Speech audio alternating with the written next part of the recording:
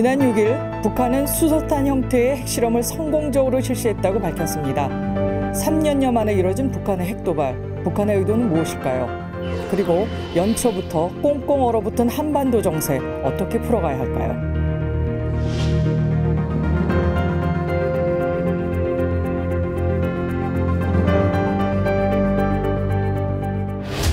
북한이 우리 사회의 경고와 안보리 결의를 무시하고 또다시 핵실험을 감행했습니다. 8.25 합의 이후 해빙이 기대되던 남북관계가 다시 급냉해지면서 북한의 폭주를 막을 국제사회의 긴밀한 협력이 요구됩니다. 이전과 달리 사전에 아무런 통보 없이 기습적으로 핵실험을 단행한 북한. 그 이유는 무엇일까요? 지금부터 북한의 핵도발 배경과 이에 따른 국내외 정세 변화, 그리고 대응 방안을 살펴보겠습니다. 시청자 여러분 안녕하십니까? 국방포커스 최연수입니다. 지금부터 북한의 핵도발에 따른 국제 정세 변화와 우리의 대응 방안에 대해 함께 논의해 보겠습니다. 먼저 함께 하실 분들 소개해 드리죠. 박창권 한국국방연구원 국방전문연구위원 나오셨습니다. 박 의원님 안녕하셨어요. 네, 안녕하십니까. 네, 요즘도 많이 바쁘실 것 같습니다. 예, 그리고 김태우 건양대학교 군사학과 교수 나오셨습니다. 교수님 안녕하세요. 예, 오래간만이신 것 같습니다. 네, 전가림 호서대학교 교양학부 교수 나오셨습니다. 네, 안녕하세요. 안녕하셨어요. 네. 예, 새해 연초부터 일이 참 많은데요. 지난 6일 북한이 그 국제사회를 향해서 또다시 핵도발을 감행했습니다. 이번에는 수소탄이라고 주장을 하고 있는데 발표 내용이 좀 특이한 것들이 좀 있었을 것 같은데요. 박창권 위원님 어떻게 좀 보셨습니까? 예, 북한이 이제 아주 자세하게 발표했죠. 발표문에서 자기들의 생각과 이번에 실험이 무슨 실험했는가에 대해서 발표를 했습니다. 첫째가 이제 시험용 수소탄 시험을 성공적으로 실시했다.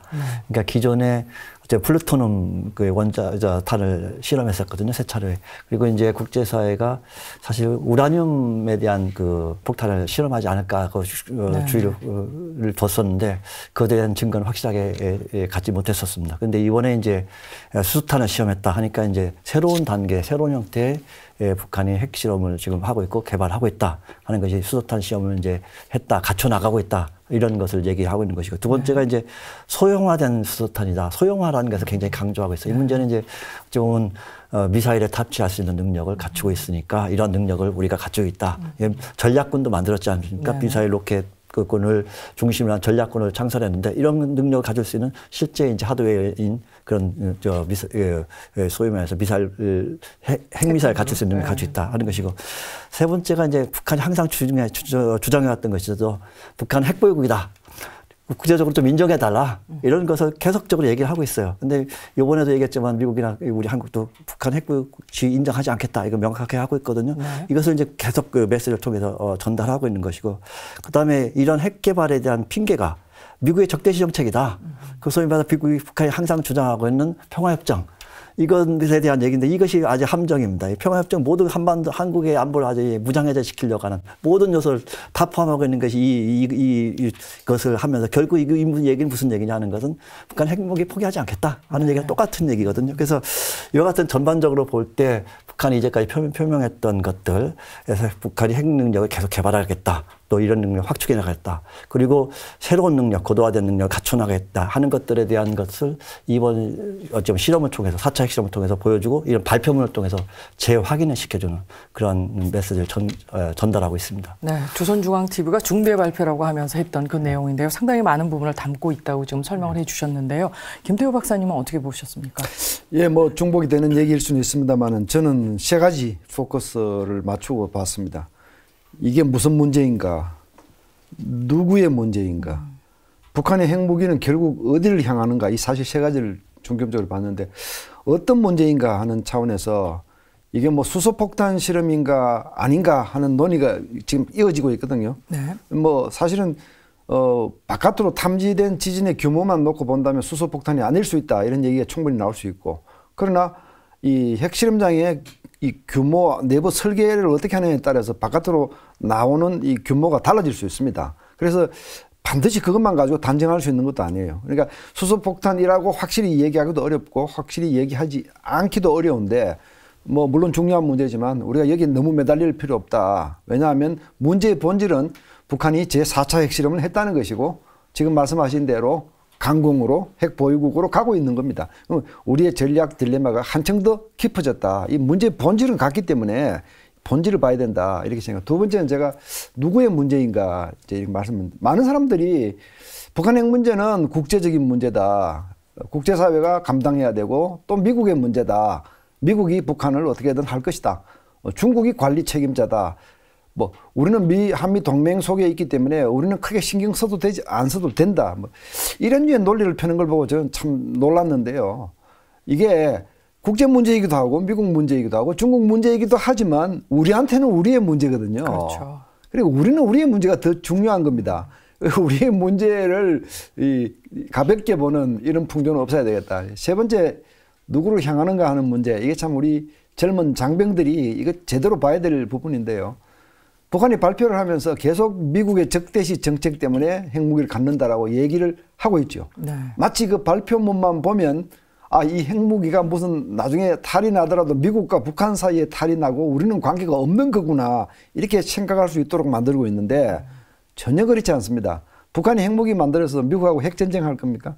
사실 결국 노리는 것은 미국의 영향력을 배제해서 우리 박 박사님 지적하신 대로 한반도에서 주도권을 잡고 결국은 적화 통일을 하겠다는 사실 그런 생각을 깔고 그 핵무기가 겨누는 끝은 대한민국입니다. 네. 말은 계속 미국을 하고 있지만 우리를 향하고 있는 겁니다. 이 세 가지 문제에 대해서 저는 주목을 하고 있습니다. 네, 굉장히 중요한 포인트를 좀 지적을 해주신 것 같습니다. 박 박사님 같은 경우에는 새로운 형태의 탄 그리고 또 소형화를 통해서 이 위협 수위를 굉장히 높이고 그다음에 핵은 결코 포기하지 않는다라는 부분을 분명히 했다라는 점에 주목을 하셨고요. 우리 또 김태우 박사님께서는 이것이 수소탄이냐 또 그냥 일반 핵폭탄이냐가 중요한 것은 아니고 그 문제의 본질 계속적으로 핵실험을 하고 있다는 것과 이 핵 문제가 사실은 우리의 문제라는 점을 강조를 하셨는데요.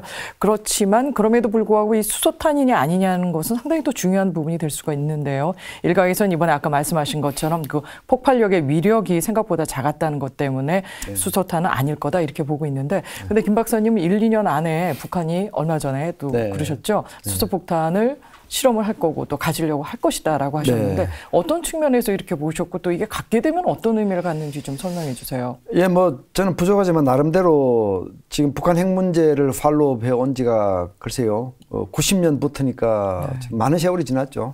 그동안 쭉 북한을 주목을 해왔는데 네. 단 한 번도 북한은 핵무장 사업을 멈추거나 주저하거나 한 적이 없습니다. 네. 그리고 목표가 흐려지는 적도 없었습니다. 오로지 핵 강대국을 향해서 그냥 매진해 왔습니다. 그러니까 동기가 왕성하고 전력 질주를 해왔다는 이걸 전제로 놓고 본다면요. 북한이 2006년도에 첫 핵실험을 하면서 소위 1세대 핵폭탄, 분열탄을 만들었습니다. 그럼 2세대 핵폭탄을 당연히 전력 질주에서 같이 만들고 있었다라고 저는 가정을 한 겁니다. 네. 그렇게 본다면 지금 수소폭탄을 개발한 5대 강대국들의 경우를 보면 1세대 원폭에서 2세대 수폭으로 가는 기간이 그렇게 길지 않았습니다. 네. 5년 정도 남짓했는데요. 그것도 이미 옛날 얘기 아닙니까? 그렇죠. 미국이 1945년에 맨하탄 프로젝트를 통해서 핵무기 처음 만든 것이 70년이 됐는데요. 네. 지금 북한이 그 5년 갭을 못 따라잡을 것이냐? 절대로 그렇게 볼 수 없습니다. 그래서 저는 이 정황들을 감안할 때 북한이 수소폭탄은 처음부터 같이 염두에 두고 같이 출발한 것이다라고 저는 보기 때문에 충분히 지금쯤 능력을 가지고 있다 그렇게 봤고 그래서 금년 안에 아마 수폭이 등장할 것이다라고 제가 조금 위험한 예고를 했는데 뭐 본의 아니게 맞추었습니다. 네. 예. 이제 어떤 의미를 가지느냐 하는데 사실은 다 핵폭탄이고 다 무서운 폭탄이기 때문에 대한민국에게는 우리에게는 이미 엄청난 전략적 딜레마를 안겨주고 있는데 그 폭이 훨씬 더 커진 겁니다. 이게 뭐 소총을 들고 위협을 하다가 이제는 기관총을 들고 위협을 하는 건데요. 제가 다시 강조드리지만 이게 수폭 시험이 아니니까 괜찮다 이런 얘기는 절대로 해서는 안 됩니다. 네. 예, 우리가 기관총에도 맞아도 죽는 것이고 소총에 맞아도 죽는 겁니다. 그러니까 대한민국의 전략 딜레마가 한층 더 깊어졌다. 그런 의미를 부여할 수 있겠습니다. 네, 북한이 핵 프로그램에 대해서 갖고 있는 집착이라든가 이런 걸 생각을 하게 되면은 핵 강국으로서의 수소탄에 대한 것을 염두를 두고 시작을 했을 것이다라는 그렇습니다. 판단 그리고 만약 지금은 아니겠지만 이제 앞으로 발전시켜야 되면 우리의 안보 딜레마는 더 깊어진다는 네. 말씀인데요. 근데 많은 분들이 조금 의아해하는 게 왜 그럼 하필 이 시기에 했느냐라는 부분이 좀 있거든요. 올 5월에 북한이 당대회를 앞두고 있는데 그것도 36년 만에 하게 되면은 주변 여건을 좀 우호적으로 만들고 주변 국가 좀 또 잘 지내고 특별히 중국을 고려해서라도 그랬어야 될 것 같은데 왜 이 시점에 이걸 했는지 참 궁금해지는데요. 정관인 교수님은 어떻게 보고 계십니까? 네, 뭐 조금 전에 진행을 하시면서 말씀하신 것 중에 하나가 왜 이런 우호적인 분위기를 만들어야 되는데 우호적인 분위기를 만들지 않고 이렇게 극단으로 가느냐. 우리가 굉장히 이성적인 측면에서 접근하면 그렇습니다. 그렇지만 저는 북한이 이성적인 국가라고 생각하지 않습니다. 우리가 보통 얘기하는 정상적인 국가의 모습도 아닙니다. 그렇기 때문에 북한의 존재감 그리고 북한의 영향력이라는 것이 오히려 더 확연하게 드러날 수도 있는 것이죠. 우선 첫 번째로 얘기할 수 있는 거는 앞에서 말씀하셨다시피 북한이 핵을 개발하는 과정에 목표를 정해놓고 그것을 향해서 매진해 왔다라는 겁니다.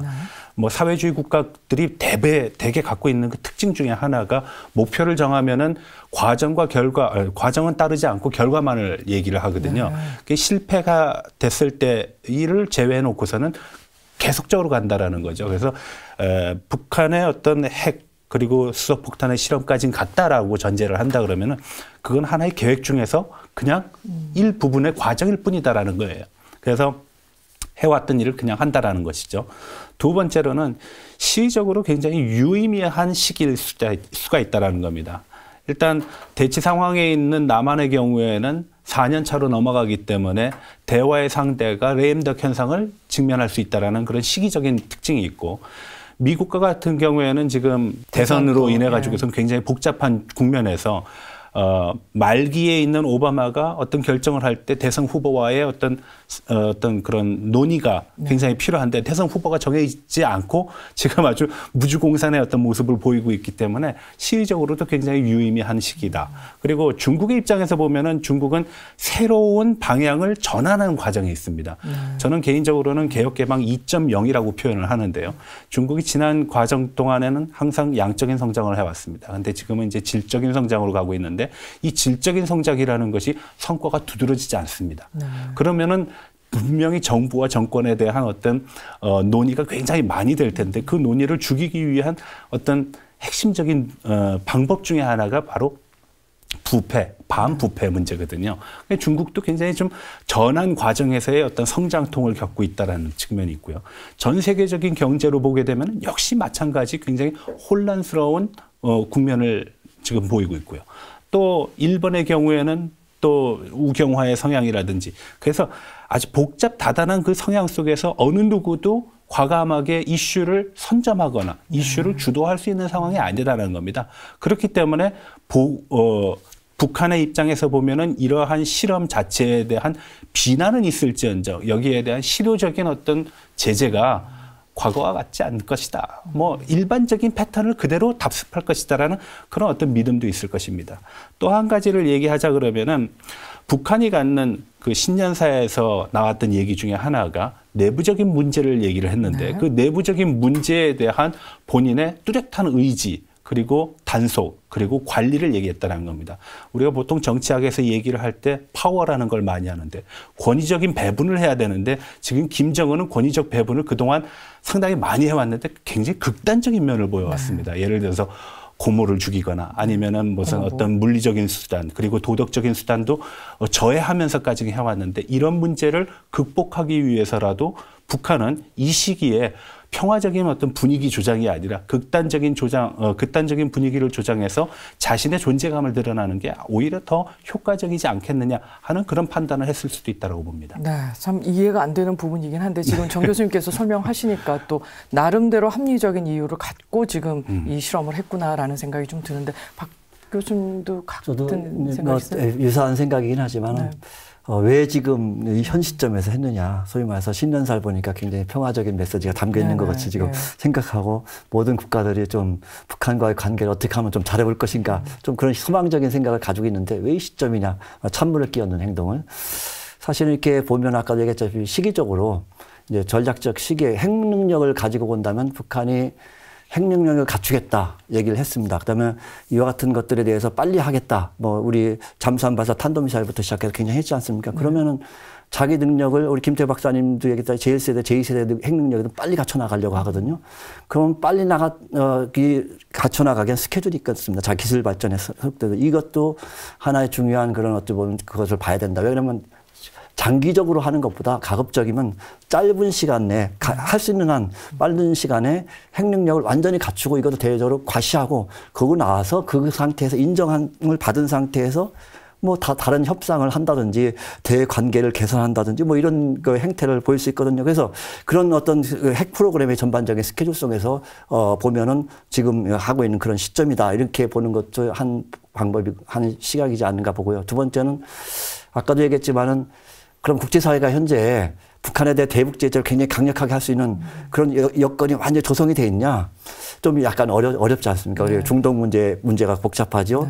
네. 중국의 그 남중국해 문제, 도서 문제를 해서 지금 미중 간에 좀 이렇게 굉장히 경색 국면, 긴장 국면이 조성이 되고 있죠. 러시아도 지금 우크라이나 문제 그런 상황이 있고 시리아 개입 문제 아주 복잡합니다. 그러면 실질적으로 제재가 어느 정도 수준일 수 있을 것이냐. 과연 북한이 감내하고 굉장히 심하게 고통받을 수 있는 수준의 사실 그러한 어찌 보면 제재나 응징이 들어올 것이냐. 북한이 판단했을 때는 이거는 감내할 수 있다. 우리 자기 이익을 위해서 극복할 수 있는 능력은 충분하다. 이렇게 저는 봤을 것이라고 생각해요. 중국의 속내를 너무 잘 알아요. 중국이 북한을 버리지 않는다. 그러면 뭐 일정한 수준 감내하더라도 할 수 있지 않느냐 하는 것이고요. 마지막으로 할 수 있는 것은 김정은 체제 들어와서 이제 어찌 보면 장마당을 통해서 주민생활 여건 개선도 하고 뭐 등등등 여러 가지 하고 있는데 이 대외적인 협력을 통해서 어떤 효과를 얻는다는 것은 굉장히 장기간입니다. 네. 남북관계 개선을 통해서 뭐 협력에 대한 열매를 따는 것들, 중국과의 관계를 통해서 열매를 얻는 것 굉장히 장기간이거든요. 그렇지만은 금년도 당대회라는 것을 고려하면은 당장 국민들한테 자긍심을 심어주고 뭘 보여주는 것은 핵 능력에 대한 문제거든요. 이런 핵실험을 해서 보여주는 것이 가장 중요한 문제 중에 하나입니다. 선전 효과도 있고. 그렇기 때문에 이런 것들이 봤을 때는 지금 이 시점에 아주 여러 가지 전략 환경이나 자기 내부적인 요건 이런 것들을 봤을 때 이때면 할 수 있겠다 하고 결정해서 했지 않나 봅니다. 네, 두 분이 보신 게 거의 비슷한 것 같다는 생각이 드는데 그럼에도 불구하고 북한이 이번에 중앙 TV를 통해서 얘기할 때 보면 미국을 여러 차례 언급을 했거든요. 이건 어떻게 보면 지금 오바마 정권이 그 대북에 대해서는 전략적 인내라고 그러면서 사실상 손을 놓고 있는 상황인데 이런 대화 테이블로 좀 끌어들이겠다 이런 의도를 좀 갖고 있는 건지 아니면 계속 정책을 하겠다라는 의미를 갖고 있는지 어떻게 그건 해석이 돼야 됩니까? 사실 이제 북한이 미국한테 평화협정을 체결하자고 계속 얘기를 하죠. 북한 핵 문제 해결은 평화협정의 체결밖에 없다 이렇게 얘기를 합니다. 지금 그리고 사실 핵 보유국지를 인정해달라. 그다음에 핵 비핵화 협상이 아닌 핵 군축 협상을 해야 된다 이렇게 얘기를 하고 있거든. 사실 미국이 받아들일 수 없는 것이죠. 이런 것들에 대해서. 그런 것들에 대해서 이제 지금 얘기를 하고 있는데 이와 같은 것들이 사실 맞물려 있다고 저는 생각을 합니다. 그렇기 때문에 북한이 미국의 제스처를 하는 것들 이런 것들에 대해서 우리가 잘 이해를 해야 되고요. 첫째는 그런데 이런 것들이 서로가 이 평행선을 긋고 있기 때문에 사실은 북한이 미국과 대화를 통해서 뭘 해결하겠다 이런 것보다도 어찌 보면 이런 대화를 통해서 북한 핵실험의 빌미를 축적하고 보다 가속화시키는 그런 어찌 보면 자기의 아까도 말씀드렸다시피 자기의 명분을 쌓는 그런 형태가 될 것이고요. 또 한 가지는 벼랑 끝 전술을 통해서 항상 어찌 보면 어려움을 극복하는 그런 것이 있어요. 그때 북한이 이제 항상 일을 저질러 놓고 또 다른 어찌 보면 긴장을 조성하고 또 이것을 통해서 또 중국이 중재를 하고 뭐 이런 식의 어찌 보면 이 패턴을 가지고 있지 않습니까? 이런 것들에 대한 것들을 보면은 사실 북한의 행동을 앞으로 좀 유심히 봐야 된다 이렇게 생각합니다. 근데 현재 북한과 미국은 현재는 상당히 어렵죠. 여러 가지 같이 할 수 없는 것이고 국제사회나 미국은 이제 북한에 대해서 제재를 해야 되는데 응징은 이제 북한이 기대치를 넘겨야 되는 응징을 해야 되는데 얼마만큼 강력하게 응징을 해주냐 하는 것들이 이제 동맹국과 협력해서 해야 될 일이라고 생각합니다. 네, 결국 미국에 대해서는 뭔가 그래도 제의는 하긴 하지만 이루어지기는 좀 어려운 그런 상황이다라고 말씀하셨는데요. 정광인 교수님, 그러면 그 전에 북한이 1, 2, 3차 핵시험을 할 때는 적어도 하루 전이라든가 이렇게 주변국에 우리한테는 얘기를 안 했습니다만 미국이나 중국한테는 알려주고 했는데요. 이번에는 전혀 그런 부분을 안 한 부분은 또 어떤 의도가 있다고 좀 보세요? 글쎄요. 그 뭐 굉장히 예상하기 힘든 부분 중에 하나긴 한데요. 개인적인 생각으로 의하면 이제는 더 이상 할 필요가 없다라는 거죠. 왜냐하면은 해서 제재가 안 들어온 건 아니었고 또 어차피 제재를 할 거면은 안 하고 하는 것도 하나의 방법이라는 거죠. 오히려 안 하고 통보를 안 하고 했다라는 거는 상대방이 나의 핵 능력 나의 핵 개발 능력이 지금 어느 단계에서 어느 시점에서 그리고 어떤 형태로 진행되고 있는 거를 예측을 할 수 있는 능력을 내가 평가할 수 있다라는 거니까 오히려 북한의 입장에서 보면 더 적극적인 확인 절차를 이번에 했다라고 볼 수 있는 것이죠. 네. 그런 측면에서 보면은 북한이 이번에 채택한 거는 상당히 큰 무리수일 수도 있겠지만 네. 오히려 주변국 혹은 제재를 강화하는 측면의 일방을 자기가 판단할 수 있는 기준점이 생겼다라고도 볼 수 있을 것입니다. 그렇군요. 네. 네. 상당히 북한으로서는 고도의 어떤 그 전략을 갖고 한 거라는 생각이 좀 들게 되는데 그럼에도 불구하고 아까 그 본질적인 부분을 말씀을 하셨습니다만 이 4차 핵실험을 통해서 북한의 핵 능력이 점점 고도화되고 있는 거는 분명한 거잖아요. 네. 예, 그 부분하고 또 만약 아까 수소폭탄은 아니다라고들 얘기를 하고 있지만 이것이 만약 실전 배치가 됐을 경우에 또 실전 배치 단계로 가게 될 경우에는 이 한반도 주변에 어떤 영향을 미칠지도 좀 궁금한데요.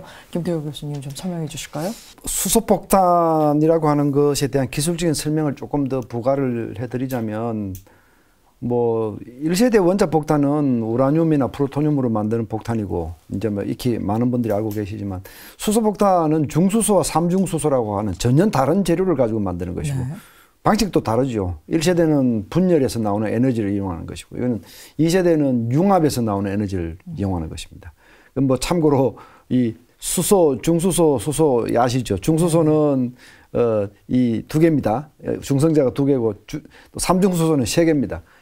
합치면 5개가 되지 않습니까? 네. 그런데 이게 화학적으로 융합되면서 헬륨으로 바뀌면서 중성자 4개짜리가 되거든요. 네. 그러니까 하나가 남잖아요. 이게 에너지로 방출되는 이게 사실 이제 수소폭탄의 원리인데 참 이게 같은 사이즈의 폭탄이라면 수폭이 됐을 때 원폭보다 수십 배에서 수백 배까지 폭발력이 커지기 때문에 그 군사적 위력이라고 하는 것은 이루 상상할 수가 없죠. 네. 그러니까 이 수소폭탄이라고 하는 것은 원자폭탄도 사실은 종말 무기입니다. 인류가 생각해서는 안 되는 부도덕한 수준의 무기인데 그보다 훨씬 더 부도덕한 무기를 만드는 이게 이제 수소폭탄입니다. 아까 이제 중국 말씀을 하셨는데 제가 조금 이렇게 그쪽으로 돌아서 제가 오겠습니다만은 북한이라고 하는 나라는 국토의 크기가 12만 평방킬로미터. 굉장히 작은 나라입니다. 우리보다는 조금 더 크지만. 근데 그 정도 사이즈의 국가가 자국 내에서 핵실험을 한다. 이건 사실 상식적으로 말이 안 되는 겁니다. 프랑스 같은 나라는 국토가 우리보다 5배 이상 크잖아요. 네. 그 절대로 국내에서는 하지 않습니다. 영국도 하지 않습니다. 땅덩어리가 크지 않은 나라가, 고만한 나라가 핵실험을 하고 그것도 남의 나라하고 인접한 국경 지역에서 한다. 이게 중국 입장에서 보면 굉장히 화를 낼 수 있는 대목입니다. 그래서 저는 사실 아까 우리 교수님은 좀 더 복잡하게 설명을 하신 것 같은데 저는 좀 이번에 북한이 중국한테 화를 낸 것이다. 그러니까 마음대로 안 됐잖아요. 그렇죠. 중국이 계속 북한을 길들이게 하고 마음대로 만나주지도 않고 박근혜 대통령과 시진핑 주석이 6번 만날 동안 자기는 한 번도 안 만나주었고 아마 이제 중국한테 대한 어떤 표현이 있었을 겁니다. 하여튼 그렇게 해서 넘어온 건데 어쨌든 이렇게 해서 수소폭탄으로 왔을 때는 지금 말씀드린 바와 같이 군사적으로는 그만큼 큰 위력이 있고 그런데 문제는요. 군사적 위력만 중요한 게 아닙니다. 네. 어떤 부분이요? 정치 외교적 위력을 간과해서는 안 되고 그게 우리한테는 더 당장 와 닿는 문제입니다. 네. 핵무기는 일단 사용이 되면 군사적으로 엄청난 무기지만 사용이 되지 않아도 정치 외교적 무기다. 내가 가지고만 있고 보여주기만 해도 상대의 생각을 바꿀 수 있는 이런 정치 외교력을 발휘하는 이게 남북관계에서 문제입니다. 당장 우리 심리적으로 남북 간의 군사 균형을 무너뜨립니다. 네. 우리 군이 아무리 훈련이 잘 되고 뭐 아무리 국방 예산이 많아도 북한이 좀 핵무기 수소폭탄 같은 걸 가지고는 이제 한 방이면 다 끝낼 수 있다고 생각하니까 쟤네들이 심리적으로 우월감을 가지게 되고 이게 알게 모르게 남북한 군사 균형을 깨뜨리는 이런 부분이 있고요. 네. 그다음에 재래 도발을 촉진시키는 역할을 합니다. 참 심각합니다. 천안함 연평도도 북한의 핵 보유하고 절대 무관하지 않습니다. 그러니까 말씀이 그 네. 핵이라든가 그 수소폭탄을 갖고 있을 경우에는 그렇습니다. 재래식 도발을 하더라도 우리가 적극적으로 적극적으로 대응할 수 없다. 네. 설마 핵을 가진 사람들한테 쟤네들이 덤비겠는가. 네. 사실 그 효과가 있습니다. 지금까지 알게 모르게 우리 정부나 우리 국민들이 북한의 핵에 대해서 주눅이 들어왔던 부분이 있습니다. 네. 그래서 저희가 이를 심각하게 보는 것이고 이 문제를 방치하면 북한은 앞으로도 계속 재래 도발을 감행할 수 있다는 얘기가 되기 때문에 심각한 것이고 마지막으로는 통일에 이보다 더 큰 저해물은 없습니다. 사실 우리가 통일로 가는데 북한 지역에 핵이 계속 남아있다. 또는 통일되는 통일 한국이 핵을 보유하는 상태가 될 수 있다. 이런 상황이라면 주변 나라 국제사회 어떤 나라도 통일 지지하지 않습니다. 네. 사실 우리가 통일을 원한다면 남한이든 북한이든 사실 핵이 없어야 하는 거거든요. 그렇죠. 그러니까 이런 것들은 굳이 군사적 수단으로 사용되지 않더라도 이미 힘을 발휘하고 있는 것이다. 그래서 핵무기는 이렇게 위험한 것인데 이게 수폭이 되면 그 규모가 훨씬 커지기 때문에 제가 이걸 두고 미정유의 전략적 위기가 될 것이다. 제가 이렇게 예고한 바가 있습니다. 실질적으로는 한 가지를 더 고려할 수 있을 겁니다. 예를 들어서 우리가 지금까지 경제 성장을 이룩하는 과정에서 가장 고민을 많이 했고 그리고 또 대외적인 평가에서 항상 어떤 약점을 보여왔던 것 중에 하나가 바로 코리안 디스카운트라는 거였습니다. 네. 바로 북한 요소였었는데 이 코리안 디스카운트를 2010년서부터 거의 극복하다시피 합니다. 그 극복의 기준점이 되는 것이 천안함 영편도 사건이 있었을 때 우리의 국제 신용도 평가가 낮아지지 않았습니다. 네, 최소한 현상 유지를 했다라는 것이죠.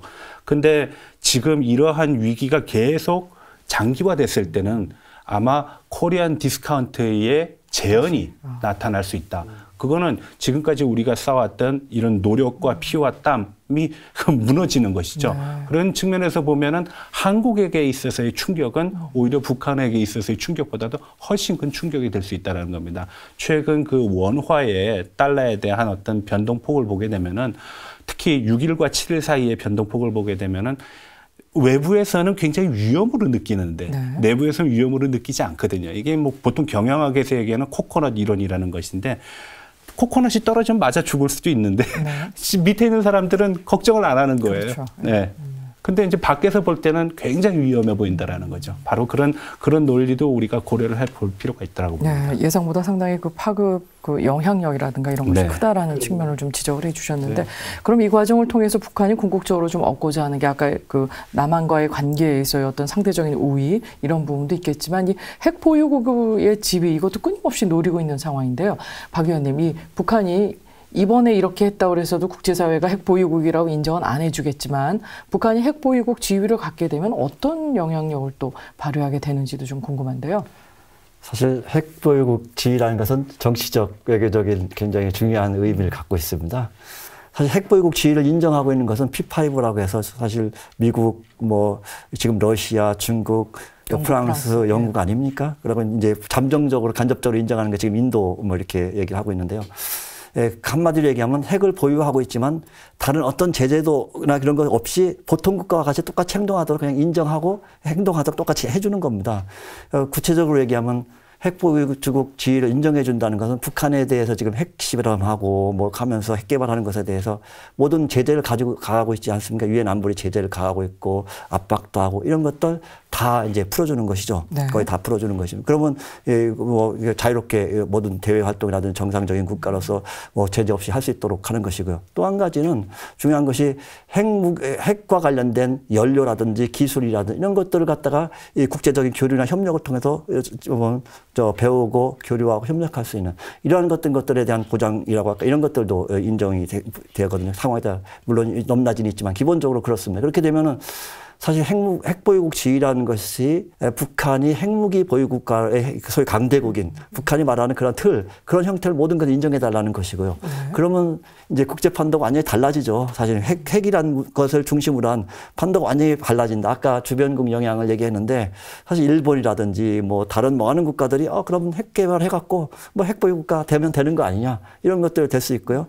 또한 여러 가지 다른 어찌 보면 이와 관련 핵에 대한 어찌 보면 우발적 사용이라든지 등등 여러 가지 문제들이 핵 테러로 갈 수 있는 경향들 등등등등 많은 문제들 파급 효과가 걷잡을 수 없이 많아집니다. 그래서 이런 것들에 대해서 북한의 핵보유국 지위 그 자체도 중요하고 국제 안보적인 문제에 있어도 상당히 중요한 문제가 또 악영향을 미치기 때문에 사실 국제사회가 협력해서 이를 막으려고 또 인정하지 않으려고 하는 그런 것을 보이고 있습니다. 네, 일단 위험한 핵무기가 확산되는 것에 대한 가장 큰 방지책 가운데 하나가 바로 핵보유국 지위에 관한 부분인 것 같은데요. 북한이 아무리 했어도 할 수 없는 부분이 바로 그 부분이라고 말씀을 해 주시는 것 같습니다. 그럼 우리 군으로서도 여기에 대해서 좀 대비해야 될 부분이 있을 것 같은데요. 김태우 박사님, 어떤 부분을 우리가 좀 대비해야 되고 또 보완해야 된다고 보시는지요?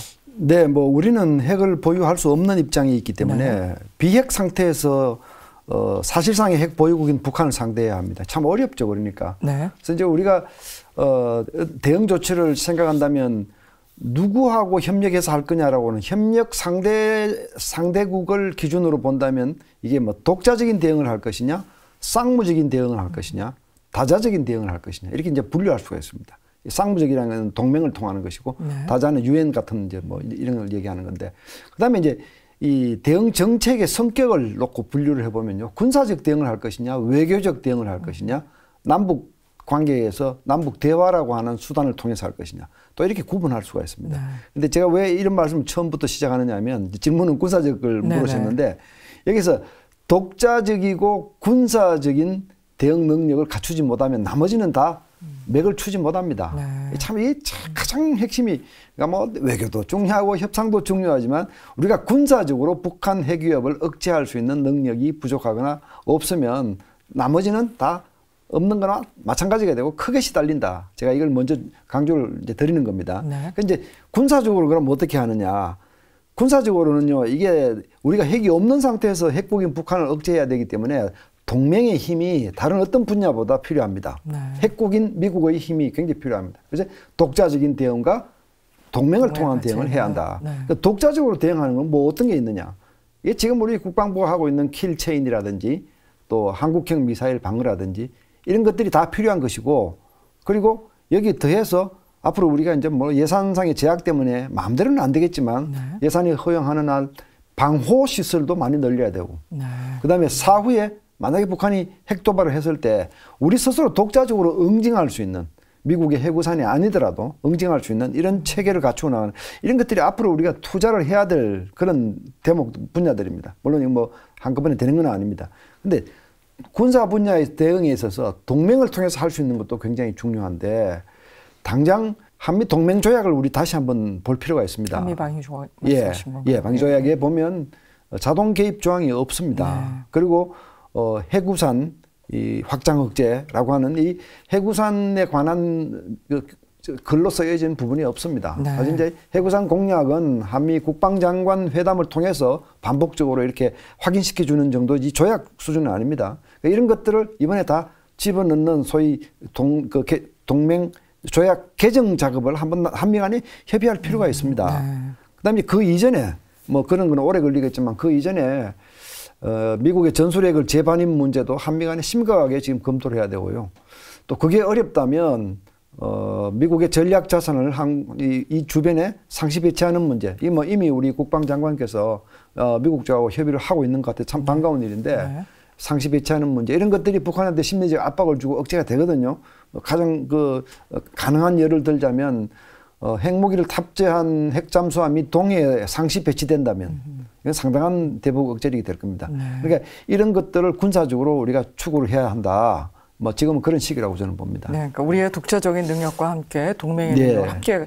갖춰야 된다라고 말씀을 네. 하셨는데요. 그래서 그런지 7일 우리 그 한미 국방장관 간에 또 그 공동 발표문이 있었습니다. 그만큼 한반도 안보 북한의 핵 위협으로 인한 한반도 안보를 확고히 하겠다라는 거를 과시한 거라고 볼 수 있는데요. 박창권 위원님 어떤 내용이 좀 들어 있었습니까? 일단은 군사적 조치 가용한 문제는 거의 다 포함이 됐다 이렇게 저는 생각합니다. 기본적으로 이제 물론 이제 국방장관 간 그것도 있지만 어찌 보면 정상 간의 얘기도 네. 있었고 하기 때문에 포괄적으로 얘기를 하면 사실 북한의 그 핵 실험에 대해 4차 핵 실험에 대해서 사실은 핵 보유국 지위를 인정하지 않겠다는 건 기본적인 얘기고 그다음에 제재와 응징 그다음에 우리가 이제 능력을 갖춰나가겠다. 어떻게 능력을 갖춰나갈 것인가를 구체적으로 이제 얘기를 많이 했습니다.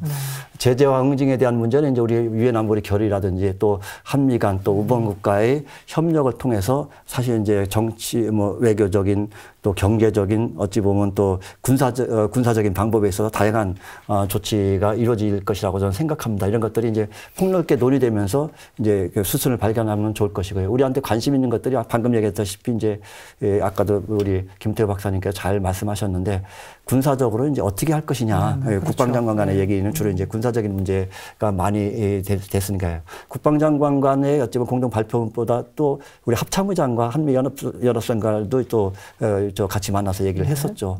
그렇기 때문에 폭넓게 얘기했는데 가장 핵심은 사실은 이제 북한 핵위협에 대한 문제니까 사실 확장 억제 체제를 어떻게 구축하느냐. 실질적으로 우리 확장 억제 체제 속에서 우리가 구체적 이행 방침으로 얘기하는 맞춤형 억제 체제거든요. 맞춤형 억제 체제하고 이제 4D라고 해서 북한 핵미사일에 대한 대응 개념 이것입니다. 이런 것들에 대한 문제고 뭐 이제 더 나아간다면 앞으로 이제 뭐 한미 연합 연습이라든지 등등 다른 것들도 이제 강화할 수 있는 방안들 여러 가지 중심이 되겠죠.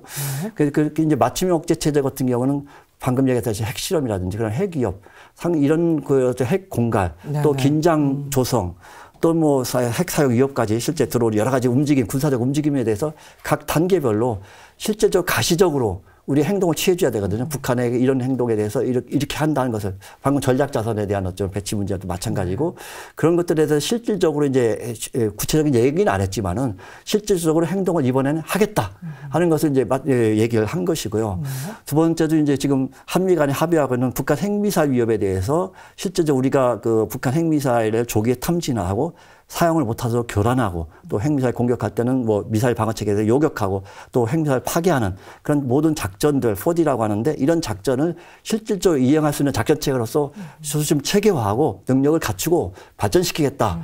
이런 것들을 얘기를 분명하게 말씀하셨습니다. 그다음에 이제 우리 같은 경우는 킬체인과 KMD 그러니까 한국적 미사일 방어 체계를 좀 더 빨리 또 강력하게 상황 변화에 적응적으로 발전시켜 가겠다. 이런 것들이 하나의 패키지로 구성이 되어 있는데 이런 것들이 사실 단기간에 이루어질 수 있는 것이 있고 시간을 두고 해야 되는 것들이 있습니다. 한미 간에 협력이 필요한 것들이 있고 그렇기 때문에 이런 것들을 이제 전반적으로 검토해서 한미가 합해서 구축해 나가야 된다고 봅니다. 네, 그렇게 발표했다고 생각합니다. 기존에 이제 북한의 핵과 미사일 위협에 대해서 양국이 세워놨던 계획들을 조금 더 보강을 하고 또 그 기간을 조금 더 앞당겨서 내셔를 더 기하고 구체적인 작전 단계로 들어간다 이렇게 말씀을 해주셨는데요. 그 가운데 또 많은 분들이 이 내용은 뭔가 하는 부분이 있는데 바로 확장 억제라는 부분인데요. 이 부분은 어떤 겁니까, 김태호 박사님? 우리 일반 국민들은 잘 모르실 수 있는데요. 이게 NPT하고 관련이 깊습니다. 네. 예를 들어서 미국이 우리한테 약속을 해주고 있는 것이 북한이 대한민국에게 핵 공격을 하면 미국이 핵으로 응징을 하겠다라고 약속을 해주고 있기 때문에 북한이 함부로 우리를 공격할 수 없는 것이다. 네. 이게 핵우산이다. 이렇게 설명하면 이제 좀 쉽죠. 네네. 그러면 핵우산이 굉장히 고마운 거냐? 그 가만히 생각하니까 고마운 건데요. 이렇게 답하기가 쉽습니다. 사실 고마운 건데 전적으로 고마운 것만은 아닙니다. 네. 그게 무슨 의미냐면 1975년에 NPT 조약이 만들어져서 발효가 될 때 이제 이게 핵 확산 금지 조약, 그렇죠. 핵무기 비확산 조약이죠. 네. 그러니까 아까 우리 박 교수님 말씀하신 5개 나라만 합법적으로 핵을 보유할 수 있게 하고 나머지 나라는 핵을 보유할 수 없게 한 것이죠. 네. 이제 불평등성이 있지만 그래도 인류 평화를 위해서는 필요한 부분이 또 있어요. 그래서 이 핵무기 비확산 조약을 뭐 힘의 상징이다, 제국주의적 도구다 이렇게만 얘기하는 사람들도 있는데 반드시 그 얘기 맞지 않습니다. 필요한 부분이 있습니다, 인류에게. 그래서 우리도 가입하고 있는 거 아니겠습니까? 네. 근데 그게 가입할 때 이 가입해서 서명을 하게 되면 핵을 못 가지게 되는 겁니다, 비핵국 입장에서는. 그럼 만약 우리가 위기가 닥쳤을 때 그러면 우리는 어떻게 하라는 얘기냐? 사실 핵을 가진 나라들 입장에서는 이 문제를 해결해 주지 않으면 다른 나라들이 가입을 안 할 거 아닙니까? 그렇죠. 그러니까 이 문제를 해결해 주기 위해서 제공한 것이 핵우산이네요. PSA라고 하는 이제 이게 적극적 안전보장. 그러니까 누가 NPT 가입을 했는데 다른 핵국이 당신을 공격하면 내가 보호해주겠다라고 하는 약속을 하게 된 겁니다. 이 약속을 개별 국가한테 따로 하나씩 하게 된 것을 우리가 핵우산이라고 부르고 확장 억제라고 하는 얘기는 거의 비슷한 말입니다. 그런데 확장 억제는 약간 다른 의미가 더 가미가 되어 있는데 북한이 대한민국을 핵으로 공격할 때 반드시 핵으로만 응징하는 것이 아니라 핵 위에 다른 수단들도 다 가용해서 응징할 수 있다. 네. 라는 의미가 거기 담겨져 있습니다. 그러니까 이 확장 억제에 대한 한미 양국 간의 공약이 확실하다면 북한이 함부로 대한민국을 향해서 실제로 핵을 사용하기는 참 어렵다. 이렇게 우리가 얘기할 수 있는 겁니다. 네. 그런데 여기서 딜레마 하나 남는 게 아까 제가 드린 말씀하고 같습니다. 이미 말씀드렸습니다. 이 핵 우산이라고 하는 것은 북한이 핵을 사용하지 한 이후에 작동되는 겁니다. 네. 그렇죠? 네, 네, 그러니까 북한이 실제로 핵무기를 사용하지 않고 심리적 압박 수단으로만 협박 수단으로 사용할 때 이 정치 외교적 효과는 계속 나타난다는 겁니다. 네. 그래서 해구사는 고마운 존재이지만 미국이 우리를 위해서 보호해 주어야 할 의무 측면도 있는 것이고 또 해구산만 전적으로 믿을 수도 없는 것이 방금 말씀대로 정치 외교적 효과는 우리가 감당해야 될 몫입니다. 네. 우리 국민들이 이런 거를 두루 이해를 하고 해구산에 대한 이해를 정확하게 하시면 좋을 것 같습니다. 네, 그래서 어떤 의미에서 보면은 이제 핵 문제 또 미국이 이 동북아 지역의 안정을 생각을 하면 적극적으로 개입할 수 없는 사안이긴 하지만 네. 기본적으로 그에 대한 부담 우리가 져야 된다. 그렇습니다. 하지만 네. 미국의 입장에서는 이제 그 확장 억제라는 것이 미국이 핵 공격을 받았을 때와 같은 수준으로 한반도가 핵 공격을 받았을 때 대응해 주겠다라는 어떤 신뢰성 있는 의미라고도 볼 수가 있긴 한데요. 네, 그런 네. 부분에서 그 신뢰성은 앞으로도 계속 높여 나가야 되죠. 네. 네. 그래서 그런 신뢰성을 높이는 방법이 또 이제 정상 간의 그런 이 군사적으로 얘기했던 부분을 다시 한번 확인해주고 또 다른 부분에서 또 다른 확신을 주는 것이 아닌가 싶은데 박근혜 대통령하고 오바마 대통령께서도 좀 전화 통화를 하시면서 이 부분에 대해서 얘기를 좀 나누셨죠? 네, 맞습니다. 정 교수님 어떤 내용이 좀 오고 갔습니까? 네, 7일 오전에 박근혜 대통령과 그 오바마 대통령이 이제 전화 통화를 했습니다. 네. 분명한 거는 이번에 핵 실험과 관련돼 가지고선 향후 대응 방안에 대해서 논의를 했는데요. 가장 중요하게 우리가 이제 뭐 헤드라인이라고 얘기할 수 있는 것 중에 하나는 바로 유엔의 안전보장이사회에서 강력한 제재 결의안이 나오도록 네. 해주겠다라는 거죠. 그래서 그런 측면에서 협력이 이제 측면에 얘기가 오고 갔고 또 다른 한면은 그간에 우리가 이 핵 문제와 관련돼 가지고선 미국과 한국이 상당히 오랜 기간 동안 경고를 했는데 그 메시지에도 불구하고 핵실험을 했기 때문에 거기에 상응한 대가는 분명히 치러져야 된다는 겁니다. 이제는 더 이상 회초리가 아니라 이제 몽둥이로 처벌을 해야 된다라는 그런 의미가 담겨져 있다라고 볼 수 있습니다. 그리고 또 오바마 대통령은 한국의 어떤 안보적인 측면에서의 어떤 담보라고 얘기할 수 있는 것들을 언급을 했는데요. 북한의 핵실험은 영내 안정을 저해했고 그리고 유엔 결의안을 또 위반했으며 그리고 동맹의 안전을 위협을 했기 때문에 이 부분에 있어서는 묵과할 수 없다라는 측면을 강조를 했습니다. 결국 이런 부분은 한미 양국의 동맹 강화 그리고 북한에 대한 제재 수위를 높이고 그리고 공동으로 협력한다라는 데 그런 문제를 재확인했다라고 볼 수 있겠습니다. 네, 어떤 외교전 측면에서 북한의 제재를 할 수 있는 사안은 네. 굉장히 강하게 앞으로 공조를 해 나갈 것이다. 이런 네, 부분을 맞습니다. 확실히 하신 부분이라고 볼 수가 있는데요. 네. 자, 지금까지 이 북한의 4차 핵실험이 주로 한반도에 서 미치게 되는 영향들, 군사적인 부분들, 정치 외교적인 부분들도 함께 봤는데 사실은 이 북한의 핵실험이 한반도만의 문제가 아니고 동북아 또 전 세계 전체에 대해서 영향을 미치기 때문에 이 북한 핵실험에 대한 전 세계의 반응도 상당히 예민하게 나왔던 것으로 알고 있는데요. 박창권 박사님 어떻게들 반응을 했던가요? 일단 한미 간의 반응은 이제 잘 말씀을 드렸고요. 네.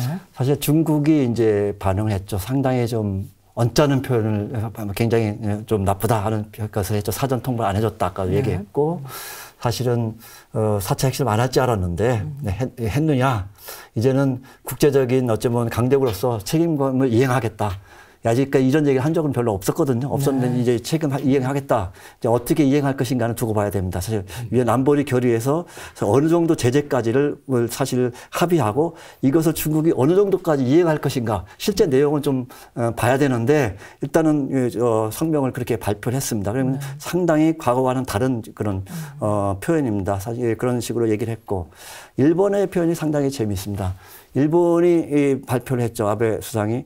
이 북한의 핵실험은 일본의 안전, 방해, 직접적인 위협이다. 안전에 대한 위협이다. 일본의 안보 문제다는 얘기를 한 것에 사실 그 문제는 일본이 뭐 간접적인 대상이 아니고 직접적인 어찌 보면 당사자라는 형태의 그런 것을 하고 있거든요. 이것은 이제 현재 일본이 집단 자위권을부터 시작해서 지금 정치적인 군사적 역할을 지금 확대하고 있지 않습니까? 상황에서 사실 북한이란 이런 핵실험은 미국의 지원을 받고 자기 독자적인 어떤 역할과 목소리를 낼 수 있는 하나 중요한 어찌 보면 전환점으로서 하나의 그로서 작용도 할 수 있다. 그래서 각자가 북한의 핵실험을 한국이 보는 북한 직접적인 위협뿐만 아니라 각국이 보는 입장이 약간 차이 있지만은 전반적으로는 북한 핵실험과 관련돼서 제재를 해야 된다. 응징을 해야 된다. 하는 것은 분명하고요.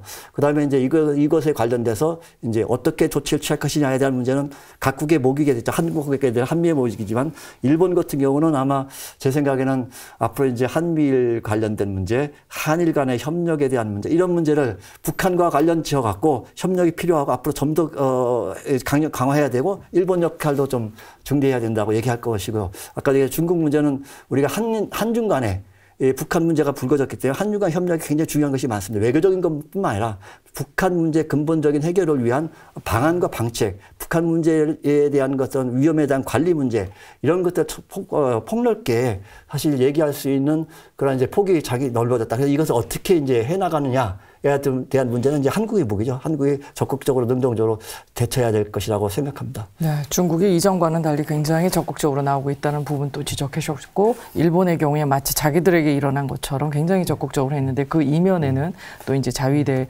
어떤 집단 안보의 부분도 같이 있다라고 말씀하셨는데요. 자, 그렇게 되면은 동북아 정세가 상당히 급변할 것 같다는 생각이 드는데 네, 정 교수님은 어떻게 좀 전망을 하고 계세요? 지금 이 상황을 보게 되면은 뭐 긴장 수위가 고조된다라고 볼 수 있겠죠. 네. 일단 그리고 굉장히 복잡한 국제 관계의 지형이 나타날 거라고 봅니다.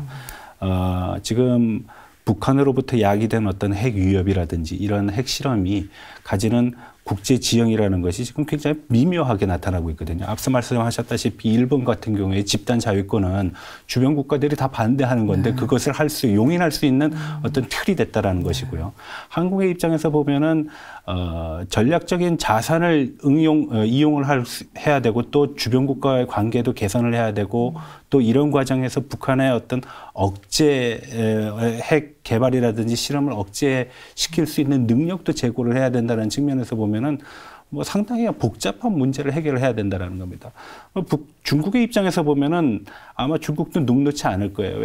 예를 들어서 조금 전에 말씀하셨다시피 그 제재안에 적극적으로 참여하겠다라는 얘기와 비난을 했다라고 말씀하셨는데 그 분이 하루에 삭혀지지 않았나 봅니다. 네. 7일 날에는 그 신년 초대회를 했는데 350여 명이 참가를 했거든요. 거기는 외교 사절도 있고 그리고 중국 관료들도 있었는데 거기서 대놓고 지재룡 주중 북한 대사를 네. 비난을 했습니다. 네. 네. 그런 측면에서 보게 되면은 중국의 입장이라는 것이 지금의 국내적인 상황과 대외적인 상황을 모두 고려했을 때 주변의 안정이라는 것이 전제가 되어야 되는데 그 안정 자체를 지금 북한이 저해하고 있다는 것이죠. 그리고 이러한 미묘한 관계 속에서 과연 그러면 어떤 해결 방안이 쉽게 도출될 수 있느냐. 그것도 지금 상당히 오리무중에 있습니다. 그래서 동북아의 지형은 상당히 복잡해지고 이런 과정 속에서 미묘한 관계, 갈등도 있을 수 있고 혹은 분열도 있을 수 있고 뭐 이런 관계가들이 다양하게 나올 거라고 저는 생각을 합니다. 네, 굉장히 동북아 정세도 예측하기가 어려운 상황이라고 좀 보여지는데 그 가운데 또 중요한 축을 이룰 수 있는 것이 바로 한일 관계가 아닌가 싶은 생각이 드는데요. 한일 간에는 지난해 말 위안부 문제에 대해서 어느 정도 합의를 봐서 이제는 군사적인 부분에서도 서로 간에 이렇게 북한과 같은 공동의 위협이 있을 경우에는 어느 정도 좀 진전이 되지 않을까라는 생각이 드는데요. 네. 김태우 박사님 어떻게 보고 계세요? 네, 그렇습니다. 이번 북한 4차 핵실험은 국가 간 관계에 영향을 미친다. 이제 자세하게 우리 정 교수님 잘 설명해 주셨는데 뭐 이렇게 눈에 탁탁 보이는 그림들이 있죠. 미국과 중국 간의 군사 관계는 좀 더 개선될 것이다. 네. 예. 북한을 놓고 협력을 해야 되니까. 남중국해에 첨예한 대결은 조금 완화될 가능성이 높다. 이렇게 봐야 되고요. 북중 관계는 상당히 검냉될 것이다. 네. 당연한 얘기죠. 그렇죠. 그다음에 미국과 일본 간의 동맹은 더 강화될 수밖에 없다. 뭐 이런 것들이 눈에 보이는데 그중에서 미묘하게 걸리는 것이 지금 지적하신 한일 관계입니다. 네네. 그런데 한일 관계는 일본 입장에서는 지금 앞에서 말씀하신 바와 같이 이걸 일본 안보의 위협이다라고 얘기를 하면서 실제로 위협이라고 느끼는 측면이 있겠죠. 네. 또 그러면서 일본이 지금까지 추구해오던 우경화, 군사 대국화 이 노선에 이것을 살짝 이렇게 이용하는 이런 측면도 있을 수 있다. 네. 이제 우리는 냉정하게 이걸 봐야 되겠죠. 그런데 우리한테 지금 이 상황에서 그보다 더 중요한 게 뭐냐 하면 한일 간의 안보 협력의 필요성 이것을 다시 되살리는 모멘텀이 될 수 있다는 이런 긍정적인 측면 이게 사실은 우리한테는 더 지금 시급할 겁니다. 일본이 방위비에 돈을 더 쓰고 뭐 이런 문제들을 굉장히 부정적으로 보는 시각이 많아요. 한국에. 그러면 정말로 우리가 일본하고 관계가 안보 차원에서 적대적이라면 우리 국방비를 얼마나 더 써야 될까요? 사실 이렇게 냉정하게 질문을 해보면요. 그렇게 가야 될 건 아니거든요. 그래서 쿨하게 본다면 한일 간에는 지금까지 상충되는 안보 이익도 있었고 상호 보완적인 안보 이익도 있었습니다. 혼재하고 있습니다. 예를 들어서 해양 국익 같은 것은 상충되는 측면이 있어요. 한일 간에 경계 획정도 아직 덜 됐고 또 제주도 남방 지역에서 앞으로 자원을 둘러싸고 또 분쟁이 일어날 수도 있고 독도 문제는 아직 해결되지도 않았고요. 근데 이런 걸 위해서 우리는 일본을 견제할 수밖에 없는 측면이 있습니다. 그러나 북한 핵 문제, 동해에서 활동하는 북한의 잠수함을 어떻게 견제하느냐 하는 문제. 그리고 한반도에 유사 상태가 발생했을 때 미군이 정원돼야 되는데 그 미군이 당장 올 수 있는 곳은 일본입니다. 그리고 일본 가네다 기지에서 있는 항공기들이 먼저 한반도에 먼저 들어오게 되어 있습니다.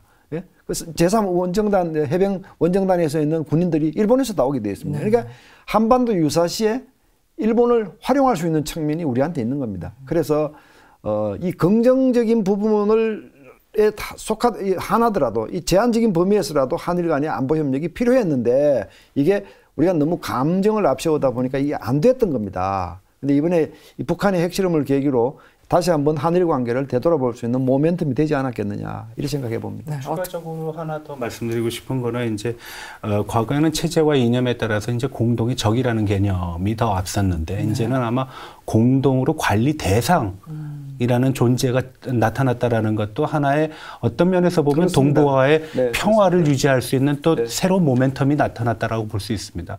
네, 만약 어려운 것만은 아니고 어떻게 보면 동북아의 복잡한 부분에 대해서 여러 나라의 이익을 또는 이해관계를 또 결집시킬 수 있는 또 그런 계기가 될 수도 있다라는 말씀해 주셨고 어떻게 보면 한일 관계 가장 어렵고 또 민감한 부분이긴 하지만 때로는 감정을 넘어서서 현실적으로 저희가 추구해야 될 부분이 분명히 있다. 그렇습니다. 그것을 보여준 것이 바로 이번에 북한의 핵실험이다. 이렇게 설명을 해 주신 것 같은데요. 자, 이렇게 되면 가장 중요한 것이 바로 남북관계라고 볼 수가 있는데 이번에 북한의 핵실험에 대해서 우리 정부 굉장히 강하게 대응할 것을 천명을 했고요. 이미 또 북한에 대한 대북 확성기도 제기하겠다라는 그 강수도 내놨는데 자 이렇게 되면 남북관계 상당 기간은 좀 경색 국면을 면치 못할 것 같은데 박창건 위원께서는 어떻게 좀 보고 계십니까? 우리 말씀하신 대로 이 경색 국면을 벗어날 수 있는 좀 어떤 것들이 좋은 것들이 있는가 하고 보면 찾기가 참 쉽지 않은 것 같습니다. 지금 4차 핵실험을 했으니까 유엔 안보리 결의를 하고 이를 이행해야 됩니다. 북한한테 고통을 주고 또 이런 것 자기들이 도발한 것에 대해서 어떠한 그 대가가 치러지는 것을 확실하게 국제사회에 보여줘야 되거든요. 그럼 어차피 제재를 취할 수밖에 없고 북한의 태도는 명확합니다. 그와 관련돼서 또 한 가지 북한이 지금 4차 핵실험만 했느냐 하고 말 것이냐에 대한 문제입니다. 북한은 장거리 로켓 또 위성 능력을 독자적으로 확보하겠다고 해서 계속 얘기를 하고 있거든요.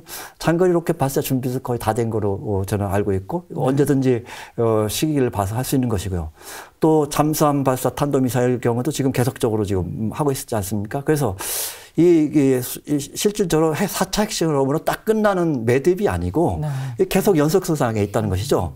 그렇기 때문에 이런 계속 분쟁 악화의 갈등이 국면이 있고 또 한 가지는 이제 우리가 연례연합 훈련이 있지 않습니까? 연습 훈련이 기리졸보 독수리 훈련이 계속 진행이 되고 있고요. 여기에서 북한이 핵실험을 했으니까 이와 대응할 수 있는 우리도 또 능력을 확실하게 보여줘야 되지 않습니까? 이렇게 되면 이제 북한도 또 이에 대해 반응할 것이고 그런 상황입니다. 그렇기 때문에 사실 상당 기간 동안 갈등과 관계 악화가 지속될 수밖에 없지 않느냐. 그런데 이제 가장 중요한 것은 이런 상황, 북한이 핵실험을 하고 있는 상황들을 이와 같은 것을 이제 우리가 방위 공약 우리 억제 체제를 강화하고 북한에 대한 제재도 하고 하면서도 북한에 대한 위험도 관리를 해야 되거든요. 북한에 대한 위험을 관리하는 이런 것이 동시에 추진돼야 됩니다. 그렇기 때문에 이제 어느 정도 강력하게 제재를 하면서도 북한은 이제 관리하는 문제, 국제사회 가치에서 위험도 관리하고 여러 가지 관리를 해야 되는데 이런 것들이 사실 굉장한 중요한 전략적 능력, 외교적 능력, 이 능력을 요구를 하죠. 그래서 우리 정책 결정자들 또 주요 지위에 있는 분들한테 굉장한 어찌 보면 이 숙제를 도전을 던져주는 것이라고 생각합니다. 네, 그러니까 앞으로 상당히 그 남북 관계는 경색 국면을 갈 수밖에 없는 여러 가지 사안들이 좀 남아 있기 때문에 우리 정책 결정하시는 분들의 어떤 지혜롭고 또 굉장히 심려 있는 그런 것이 필요하다는 말씀이신 것 같습니다. 자, 이제 마지막으로 이 복잡한 이 상황, 북한의 4차 핵실험으로 인해서 야기된 이 상황에서 한반도 정세를 어떻게 그럼 효과적으로 끌어갈 수 있겠는지 이 부분에 대한 당부의 말씀을 간단하게 한 말씀씩만 듣고 마무리할까 합니다. 김태우 박사님. 네, 저는 군과 장병에게 말씀드리고 싶습니다. 우리 군에게는 군사적 대응이 없으면 다른 것은 효과가 없다라고 제가 아까 말씀을 드렸는데 그 군사적 억제는 북한에게만 메시지를 주는 게 아닙니다. 군의 그런 모습을 보고 우리 국민도 안심을 하게 되고 민생의 안정을 기할 수 있는 그러니까 억제의 메시지는 북한에만 가는 게 아니다. 우리 국민을 위해서도 필요하다 이런 말씀을 드리고 우리 장병들한테는 우리의 그 대북 방송 재개 이런 문제 때문에 남북 간의 긴장이 조성될 수도 있고 북한의 도발이 있을 수도 있고 또 그렇게 되면 우리가 반격을 대응을 하면 교전이 일어날 수도 있습니다. 다 감수해야 되는 문제인데 이거는 북한을 잘 관리하기 위해서 우리가 지켜야 할 원칙을 지켜나가는 것이기 때문에 장병들이 이런 문제에 대해서 단결하고 있어야 한다. 네. 한 마음으로 가야 한다. 이런 당부를 꼭 드리고 싶습니다. 네, 군에 대한 당부였습니다. 정관인 교수님. 예, 아무래도 위기 상황에서는 단결이 최선의 방법인 것 같습니다. 네. 정부, 민, 군이 모두 한 마음 한 뜻이 돼야 되겠죠. 그리고 또 한 가지는 두려워해서는 안 된다고 생각합니다. 네. 예, 과거에 우리가 이뤄놓은 어떤 성과를 유지하기 위해서 평화를 선택하는 거. 혹은 평화에 더 치우쳤던 그런 감정적인 태도가 있었는데 그런 감정적인 태도가 아니라 이제는 응징을 할 수밖에 없는 태도입니다. 그렇지 않으면은 반복적인 불행을 우리가 겪을 수밖에 없기 때문에 단호한 입장 그런 거에 대한 어떤 심리적인 준비도 필요하다라고 봅니다. 네, 박창원 의원께서는요. 네. 북한 핵위협에 대해서는 동맹도 중요하지만 가장 중요한 것은 우리의 문제입니다. 네. 그래서 북한의 핵위협에 대해서는 억제 능력, 억제에 대한 의지, 그다음에 우리 준비, 이와 관련돼서 우리 전략이라든지 우리 군사적 능력, 그다음에 북한의 국지 도발에 대한 공동 대응 개념, 또 다양한 그 개념들이 있지 않습니까?